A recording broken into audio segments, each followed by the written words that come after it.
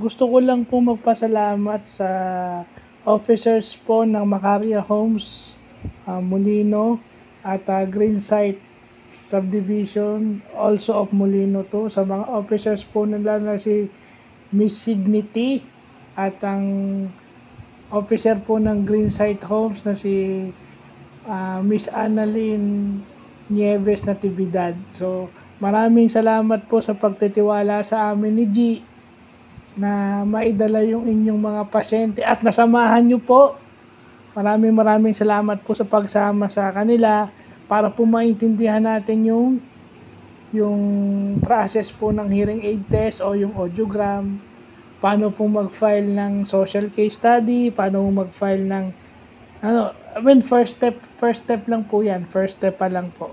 Meron pa pong susunod. So, sana po, yung mga medical certificates sila is ma-secure nyo po as soon as possible.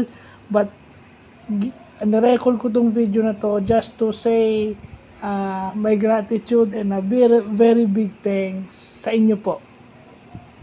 Malaki po ang role ng Homeowners Association sa aming mga PWD dahil kayo po ang nagpapadali ng trabaho namin. Sa totoo lang po, wala po kami ibang kaagapay sa mga endeavors na to kundi kayo. So maraming salamat po sa pagtitiwala. Dahil po sa inyo, nagagawa po namin ng maayos o nagagawa ko ng maayos yung trabaho ko as Vice President.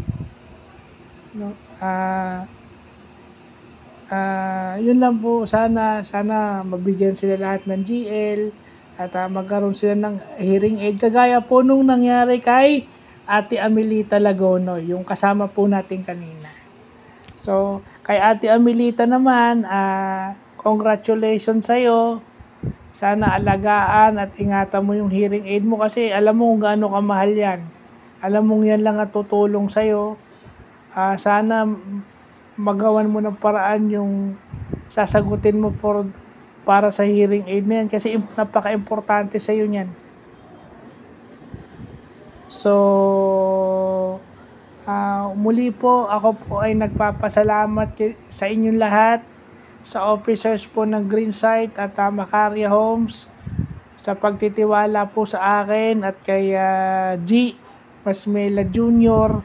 na tulungan kayo at tulungan din po yung mga kalugar nyo o yung inyong mga homeowners, whether relative nyo or kalugar nyo, wala pong problema.